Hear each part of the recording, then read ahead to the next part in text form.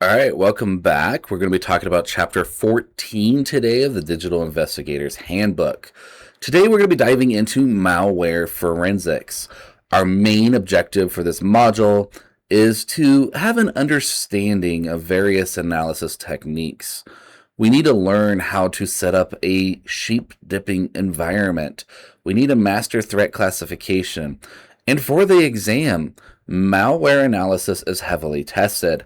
You need to know the fundamental differences between static and dynamic analysis, the tools associated with each, and the behavioral signatures that distinguish one type of malware from another. Now, our learning objectives for today are going to be broken into the three different distinct pillars. The first one is going to be classification. You must be able to identify and distinguish differences between viruses, worms, Trojans, rootkits, and even ransomware. We need to understand the methodology. We'll master the two pillars of malware analysis of static and dynamic analysis, which is observing its code and its behavior analysis. Lastly, we'll be looking at safety. We need to cover how do we set up a secure sheep dip lab to analyze these threats safely without infecting our own production network. Now, the exam expects you to know that analyzing malware is a high-risk activity.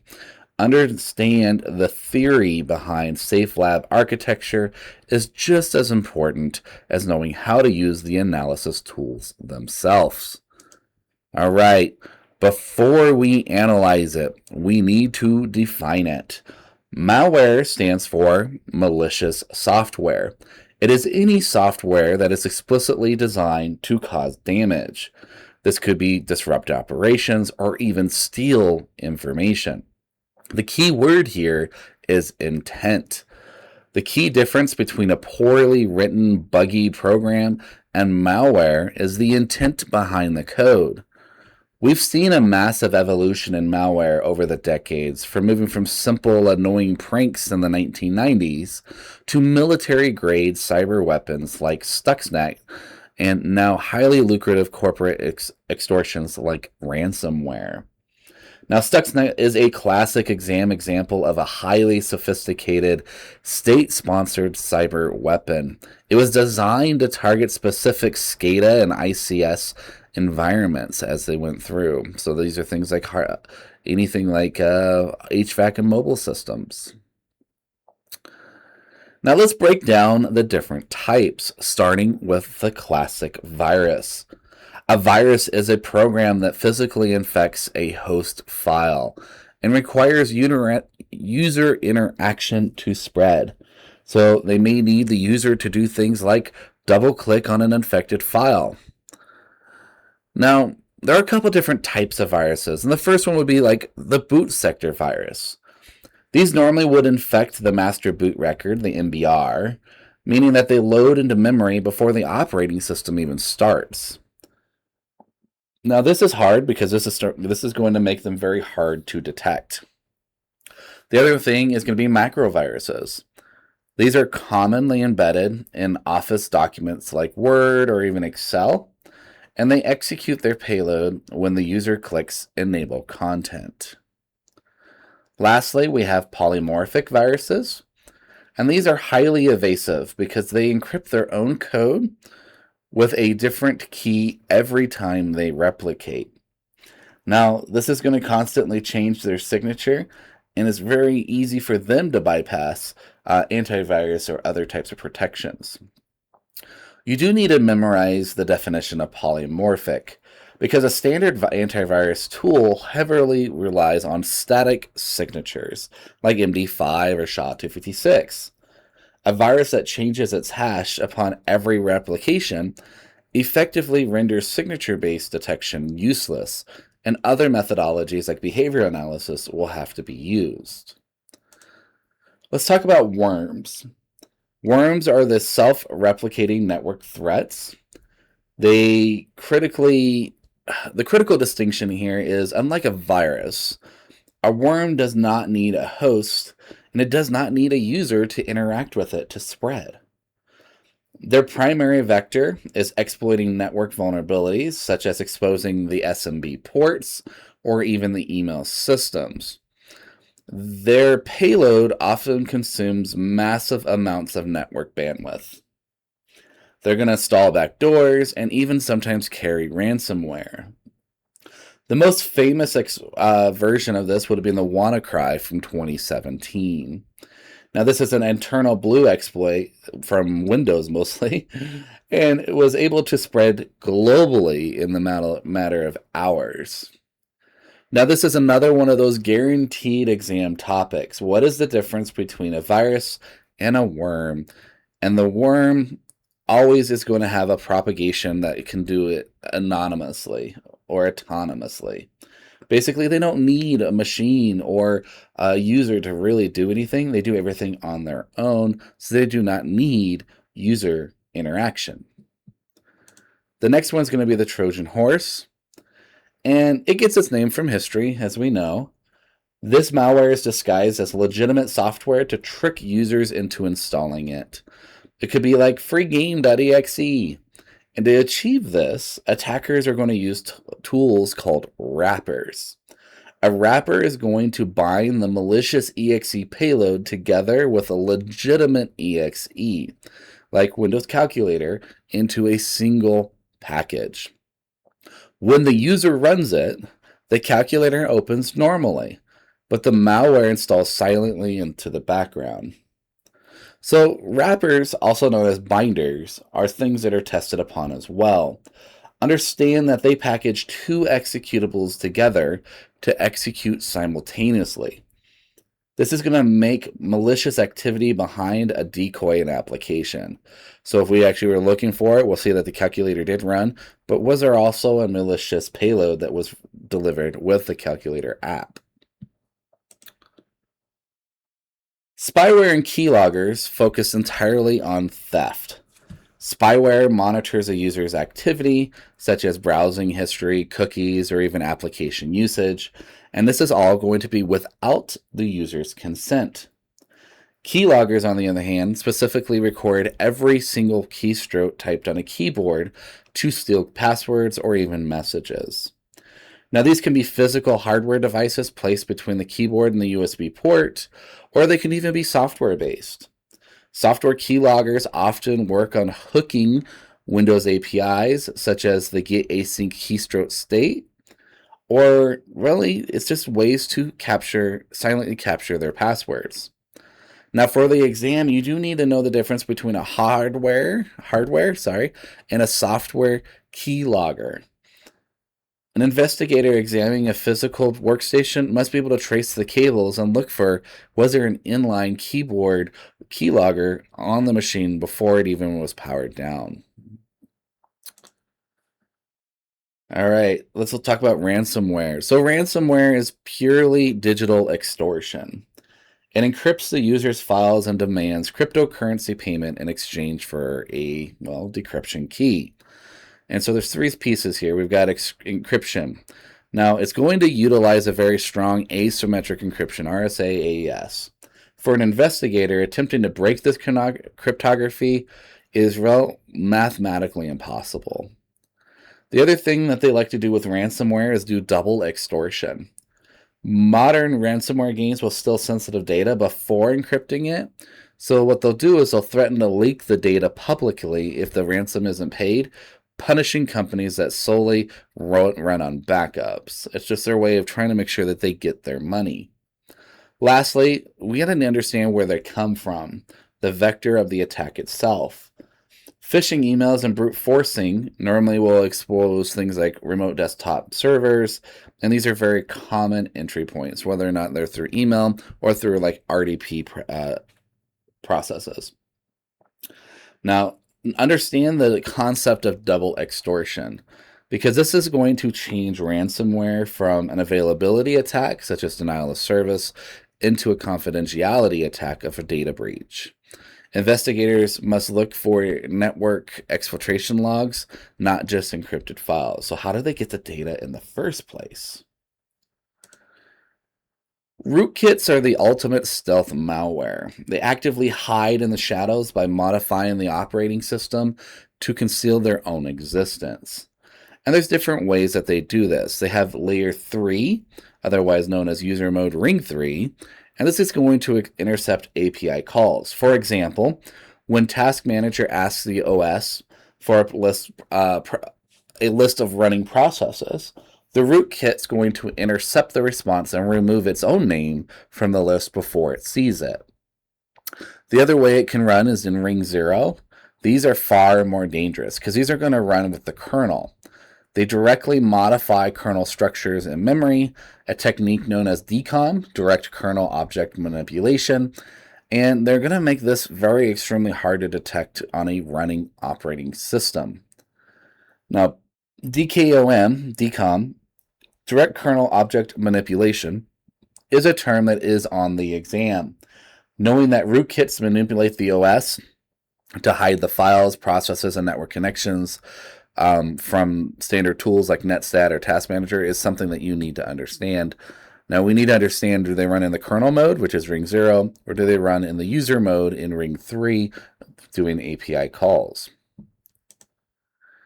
All right, a botnet itself is a network of infected zombies. There we go. A network of infected zombies computers. And we normally have a central device called a bot herder. Now, the critical component here is the C2, or the command and control server. Now, the command and control server is what issues instructions to the infected machines. Now, this communication can happen through IRC, HTTP, or even DNS. Now, attackers are going to combine all of this computing power from these botnets to launch massive DDoS attacks, denial of service attacks, or send out spam email messages, or even mine cryptocurrency, all from their botnet itself through all of these zombie computers. When investigating a suspected botnet infection, you do need to analyze things like DNS logs, because you may find thousands of small beacons that are going to request to unknown domains. And this is a classic C2 communication. So that's the number one spot to look at when you're suspecting that is there C2 communication. Go check those DNS logs or those HTTP requests, and there are going to be a beacon request. They're going to look like they're on a schedule, because normally they are. Now, the term APT, otherwise known as Advanced Persistent Threats, are usually state-sponsored and highly organized crime groups. Now, their goal is specific targeting, okay? They're going to go after things like governments, defense contractors, or just intellectual property. They operate in a low and slow mode. Basically, they're trying to maintain their hidden access. They could be there for months or even years. So for a forensics perspective, these are the really hard ones to find, because they are going to actively clean their logs, cover their tracks, and they're going to use a lot of fileless malware, which is only going to exist in RAM. So it's going to be harder to find, especially if we power down those machines. These are also the threats that are going to often employ zero-day exploits, things that just haven't been patched. Now, remember, for the exam, fileless malware is a critical major focus on modern forensics, okay? We're going to have to use tools to dump the RAM itself to get active volatile memory so we can actually see this, because they're going to use tools that are living off the land. They're going to use like PowerShell or Terminal or Bash. They're going to try to evade us at all costs. So standard deadbox physical hard drive images isn't going to give us anything to find these type of users. All right, that's going to bring us to the sheep dip lab. So how do we safely analyze these threats?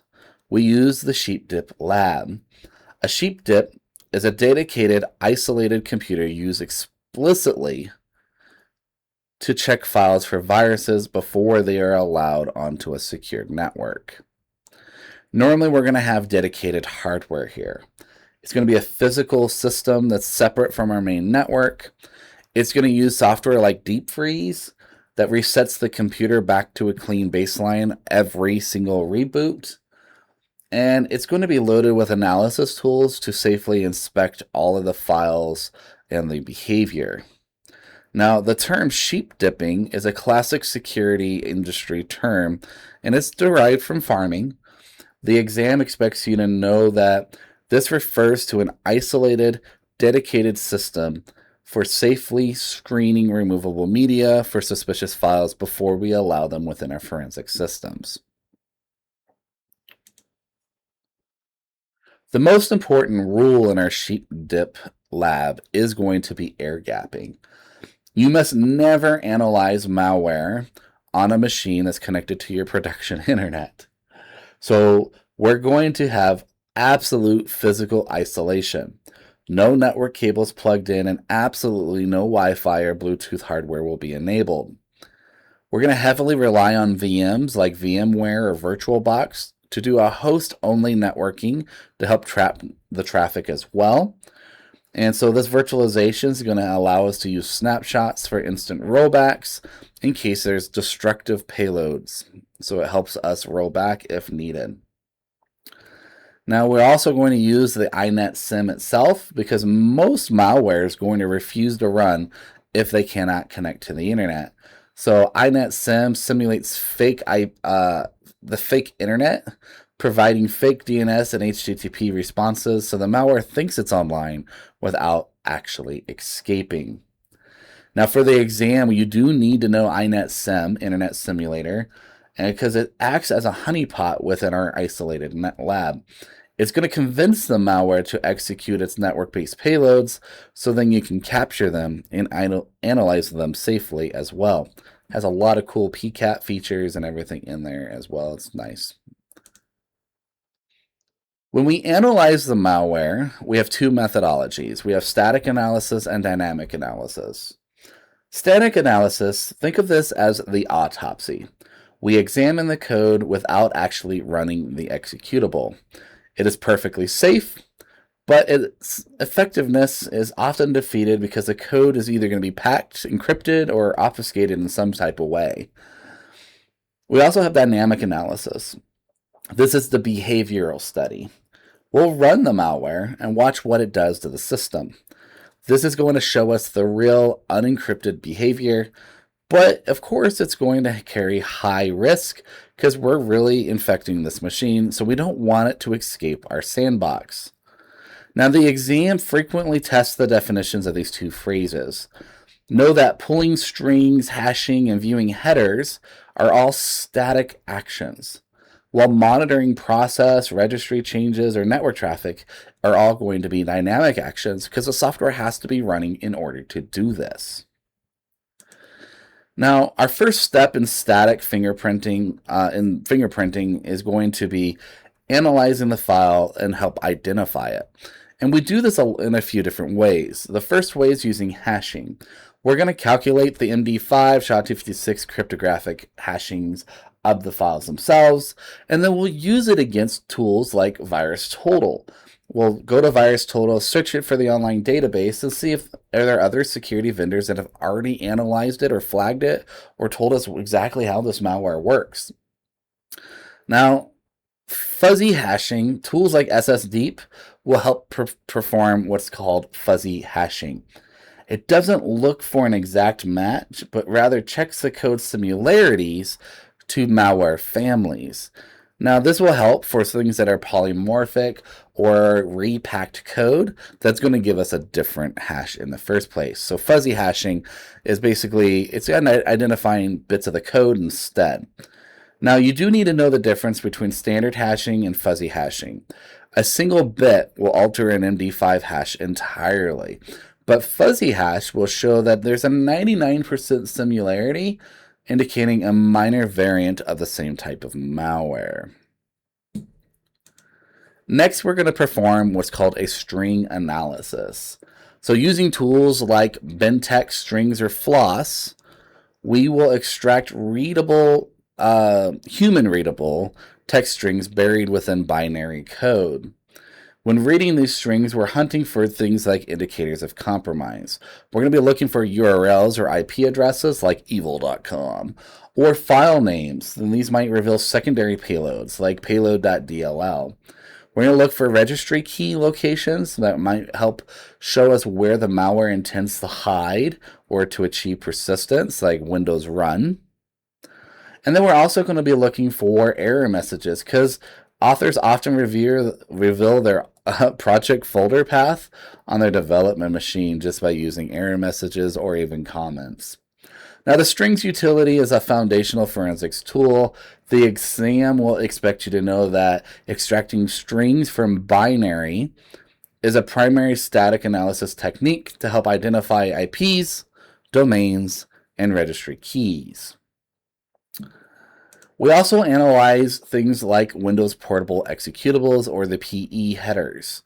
This is metadata that tells Windows how to run the file. And there's a couple different pieces that we're going to look at. The first one is going to be the imports, the IAT, and this is going to be the import address table. It's going to tell us which Windows DLLs the malware is going to rely on. If it imports the WS232 DLL, we know it needs networking capabilities. If it imports the ADVAPI32, it plans to manipulate the registry or services. So we'll look at that kind of information to help identify, does it have any dependencies? And then we'll look at, when was the malware built? What was the compile time? Now, it could be faked here, but it can also provide useful content. Lastly, we'll be checking the memory section, like the .text or the .data variables and the resources variables, because anomalies in these sections indicate that the malware has been packed itself. Okay, so if we find some weird anomalies in these sections, we can tell that it's been packed.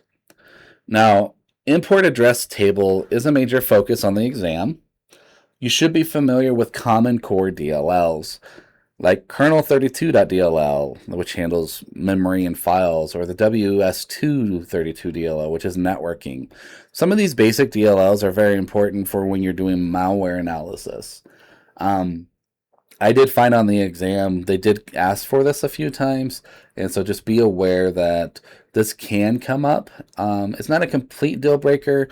I do like to say I highly recommend the registry, the networking, and the memory ones. The kernel32 are the ones that I would try to remember. The rest, maybe if you get into this field as full-time, I would get into. Okay.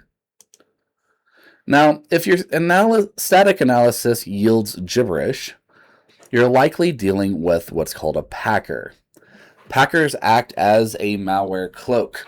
They're going to compress or even encrypt the original executable to completely hide their malicious code from analysis or scanners. And the way that we find out whether or not it's been packed, the first thing we look at is for high entropy. The raw data looks like random noise rather than structured code. It probably has a high entropy, a high thing of randomness. Okay. Then we'll look at strings. If we run the string commands and we only see a few strings belonging to the packer program itself and not the underlying malware, we know it's probably been packed. And then lastly, we'll look at the IIT again, the import address table, because it may have a very small IIT where it will be like load library or get the process, where you only have two functions the packer needs to unpack itself into memory. Now for the exam, remember that entropy is the measurement of randomness in a file. The exam is going to highlight that heavily encrypted or compressed malware yields exceptionally high entropy scores. This is normally a red flag. And so I normally say anything maybe 80% or higher, 80 or higher on the entropy rating, normally is something that tells me I need to go look at it. Okay. Now, let's go switch a little bit to dynamic analysis.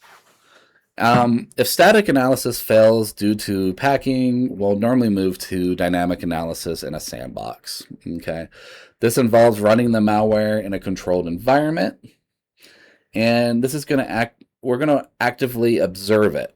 Basically, what we're going to do is we're going to look at all the changes that it makes. Now, there are some automated analysis tools for this, like Cuckoo, Sandbox, or any.run, and you can wait a few minutes and receive a comprehensive report. It's very fast, but modern malware is going to detect these automated environments and a lot of times either refuse to run or change the way they run entirely. The other way is going to be manual analysis, where we're going to run the malware inside our own customized virtual machine, watch it with our own version of monitoring tools. Now, this is much harder and much more time consuming, but is definitely going to be effective against all those evasive threats, especially for the new threats that are not going to like running under a Cacao sandbox or an any.run environment. Those anti-analysis techniques are very common, and malware is going to check signs of virtualization, like running in VMware or specific MAC addresses, before even executing its payload. So there are going to be times where we may want a box with, deep freeze on it, or something that's physically on a box that we can monitor. Our primary tool for running dynamic analysis is going to be our process monitor tool, or procmon. Procmon serves as a real-time log, and it's going to capture absolutely every file system, registry, process, and networking activity happening on the system. So when we're analyzing the massive amounts of data that procmon generates, you want to filter it for specific operations. We're going to be looking for things like create file to see where the malware is dropping from hidden payloads or what files it's creating. We're going to look for the registry set value. And basically, is malware adding persistent keys or adding keys to our registry? And then, is it also making child processes or from itself? So we're going to look at process create, and it could be prompting things like cmd.exe in the background. Now, procmon is a sysinternals tool. It's heavily tested on the CHFI again. You must understand its capabilities because it acts as a system-wide flight recorder during dynamic analysis.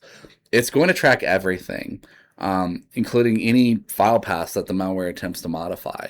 If you haven't played with procmon before, I highly recommend go download it, give it a good test, just so you know what it looks like. It is quite usable, even a lot more cases than just forensics and malware analysis. It is one of those tools that you may need in the future.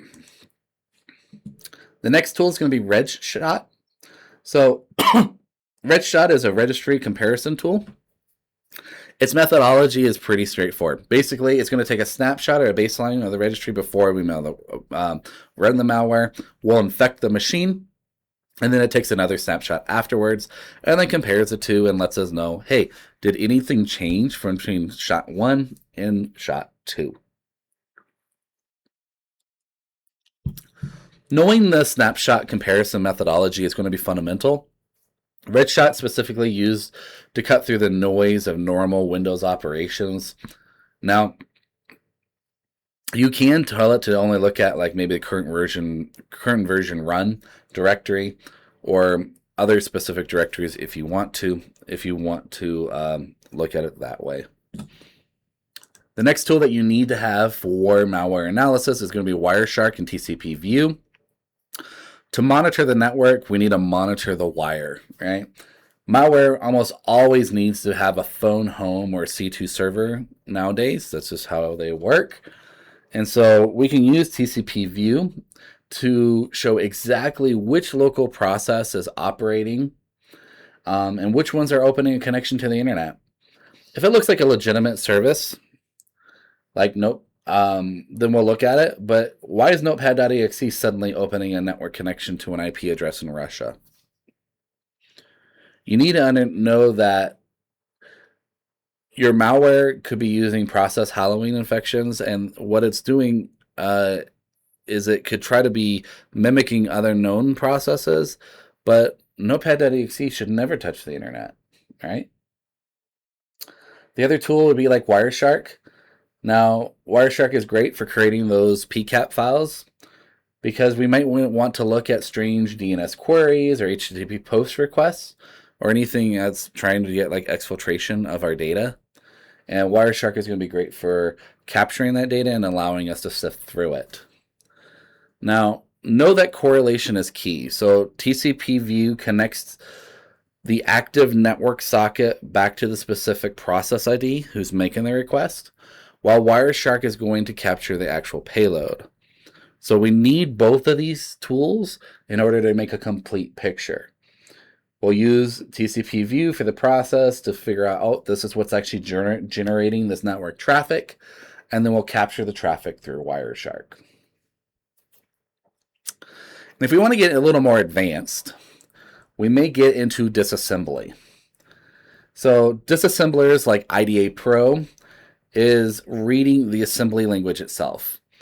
A disassembler is going to convert the raw machine code, the zeros and the ones, back into human readable assembly language. So you'll use this when you want to recreate the source code of a program. For example, if the malware uses a custom encryption routine or has a hidden backdoor that refuses to trigger during dynamic analysis, we could possibly reverse engineer its secrets. Now, the exam is going to highlight IDA Pro as the industry standard disassembler. Be aware that disassembly is a static analysis technique. Although it's highly advanced, because you're reading the assembly instructions, it's not perfect and you're not executing them, so it's not going to be a one-for-one tool. Okay. Now, another debugging tool would be like Ollie Debug or the x64 debug tool. Now, remember, the debugger themselves actually will let us run the tool and pause its execution at any point. So if for some reason we want to run the tool line by line of its program, we can take that tool and do that.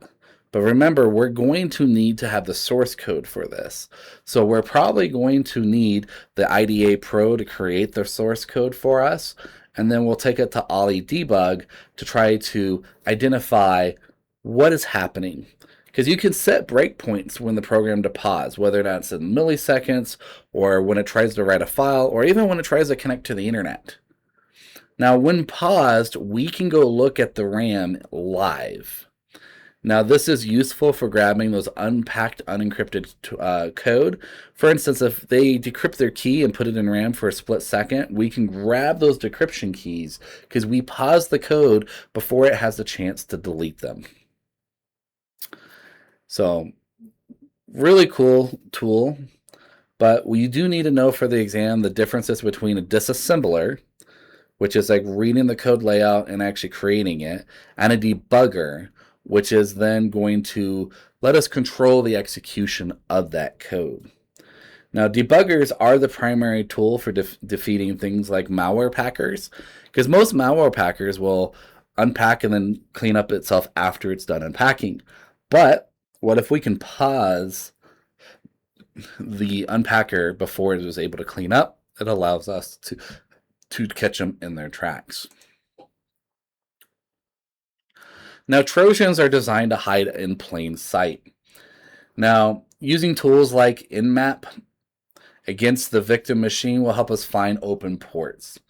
Trojans often act as backdoors and open non-standard listening ports like 66667 or 12345, some weird port, right? Port that we're not used to seeing. If we run netstat, netstat ANOB, we can find all established connections, and it will even tell us which process or EXE established them initially, so we can actually figure that out. Because we're going to be looking for process hallowing.